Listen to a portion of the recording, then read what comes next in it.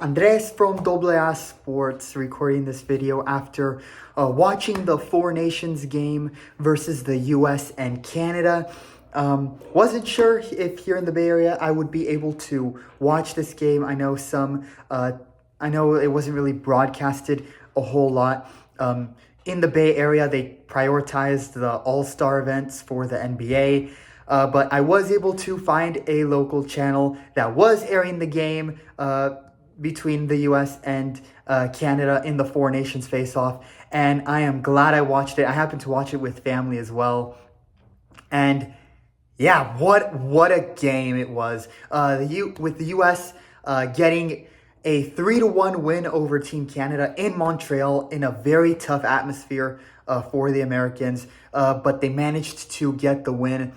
What an incredible defensive performance from the Americans in this game, especially in that third period. The third period saw the U.S. team essentially park the bus versus Canada, with the puck being in their own defensive zone for most of the game. It really looked like a 20-minute power play kill for the Americans, just all defense for Team USA. But the defensemen held their own against a very talented and fast-skating Canadian offense. They cleared the puck out of the zone. Connor Hellebuyck, who has been elite for the Winnipeg Jets this year, was nothing short of amazing in this rival matchup. He made 25 saves and had a save percentage of 96.2%. Just a great performance from the American goaltender. And all three defensive lines for the Americans and their players, Zach Werenski, Charlie McAvoy, Noah Hannafin, Adam Fox, Jacob Slavin, and Brock Faber, they had a great game. They did concede that first goal in the first period, but after that, they got settled into the game, they calmed down, and they took care of business to advance to the Four Nations final game. And wow, just a crazy game all around from start to finish. The start especially was definitely not something you would expect, but it was awesome to see, not gonna lie. You had 3 fights in the first 9 seconds. And yeah, it was awesome.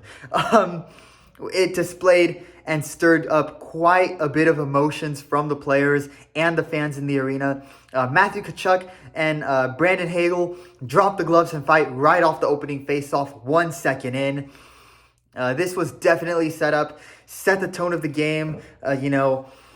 Checks and balances in terms of you deliver a big hit, we'll respond, just really set the line straight for the game. Opening face-off fight. And also, it was a crazy strategy from the Canadians, getting the guys who were most impactful on the ice for the U.S. versus Finland in the penalty box early in this game, and that was the Tkachuk brothers. So Matthew Tkachuk and Hagel go at it in essentially round one. Because again, 3 fights in 9 seconds. So Tkachuk, Hagel, they go to the penalty box. Meanwhile, during that fight, Brady Tkachuk, he's yelling at the Canada players. They're talking back to him and the other U.S. players on the ice. The next thing you know, Sam Bennett comes onto the ice to replace Hagel, who is sitting 4 or 5 minutes for obviously round one. And with Hagel coming onto the ice, everybody knew Brady was about to join his brother in the penalty box. Sure enough, on the next faceoff, Brady and Sam Bennett, they go at it. Brady ends up with a slight edge over Bennett, getting the takedown. Both hit the ice, and the two of them go to each respective penalty box. They run it back again. They finally get past, dropping the puck on the faceoff. Binnington makes the grab on the first shot from distance. A small scuffle happens in front of the goal, and JT Miller goes after Colton Parayko. Miller providing an American response to what was going on in the first seconds of on the ice. Parayko was willing to go. They dropped the gloves, a pretty even bout. And I must say, Miller held strong in that one, given he was at a clear size disadvantage against Pareko. The only thing missing at that point was a full-on line brawl, 5-on-5 like we saw with, Rempe and McDermott and the Rangers versus Devils. That was the only thing we were missing. That and a goalie fight. 6 players in 3 fights in the first 9 seconds. And that's how this game got started. Long live old-time hockey, because it seriously did remind you of games back in the late 80s and 90s. They set the tone with fights right out of the gate. Then Connor McDavid, he gets the first goal of the game just over 5 minutes into the first period. The crowd at the Bell Center goes absolutely wild. It was amazing to see on the TV. It looked like a playoff atmosphere in the Bell Center.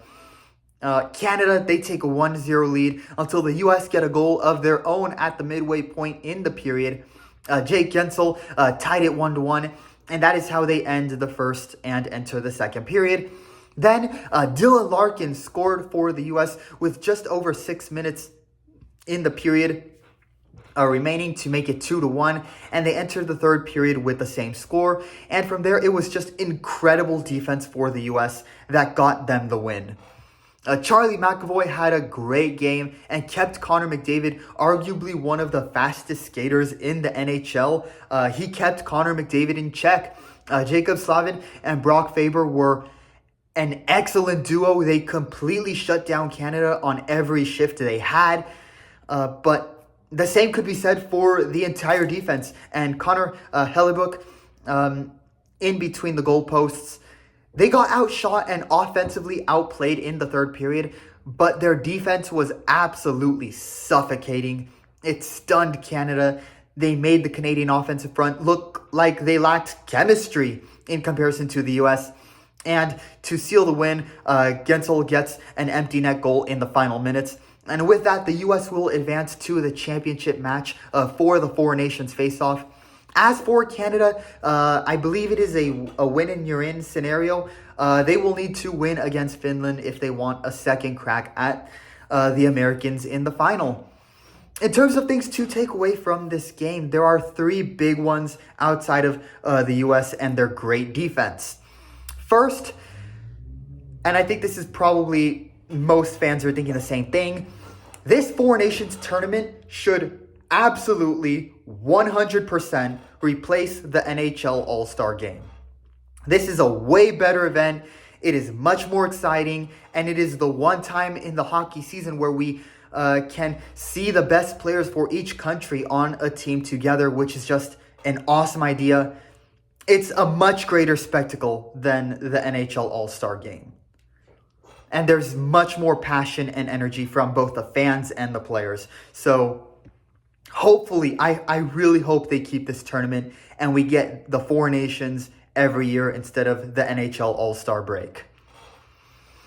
The second takeaway I would say was the goaltending.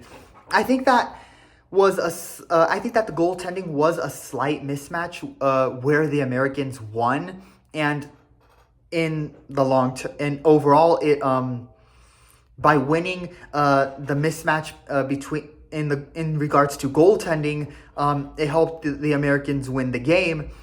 I have seen some posts, some comments saying, Binnington blows, he's awful, the Achilles heel of Canada's team. And while that may be slightly true, I also disagree with that. The first goal Binnington gave up was definitely one where he should have made the block. The shot hit off his leg pad before going in between his legs and in the goal. And surely he wishes he could run that back.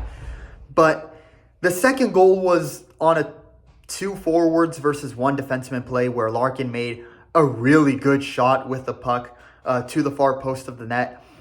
That was honestly a perfect goal that any and every NHL team dreams of on a play like that. Despite these 2 goals conceded, of course there was a third goal conceded, but that was an empty net. Can't blame him. They pulled him for the extra forward. It backfired. But despite these 2 goals conceded by Binnington, he still made 20 saves and had a save percentage of 90.9. Essentially, if you round it up, a 91% save percentage, which is pretty good for today's NHL standards. Like, he's not, for example, Georgiev, where, you know, if you're a Sharks fan, you know, there's a reason, and as fans, the same thing, you know exactly what I'm talking about when I say that. He's not conceding 4 goals. He had a good game overall with a 91% save percentage. I just think Hellebuyck, like the defense, was just performing slightly better, and his performance in between the posts showed just how in form he is with the Jets and how in form the Winnipeg Jets are right now.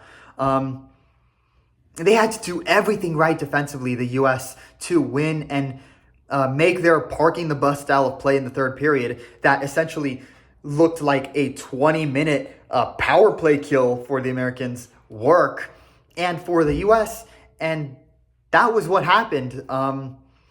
Binnington wasn't terrible. Hellebuyck was just simply slightly better and was able to save damn near everything. So those are my takeaways outside of the U.S. and their great defense.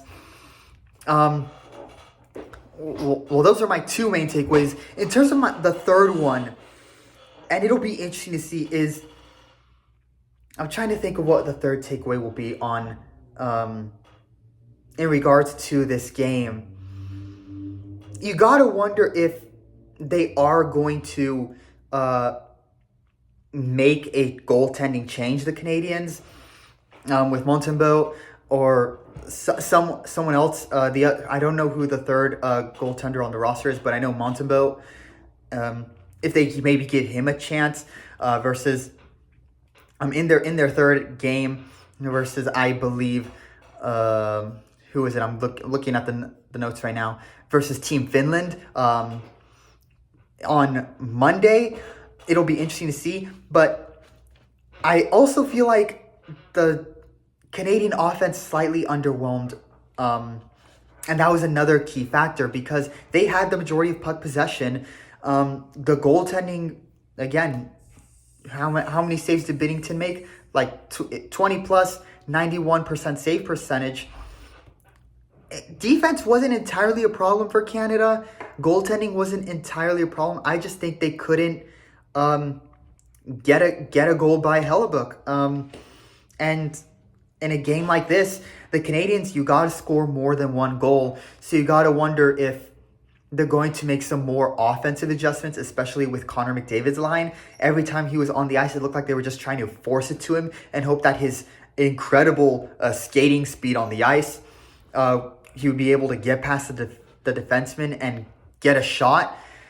It wasn't always working.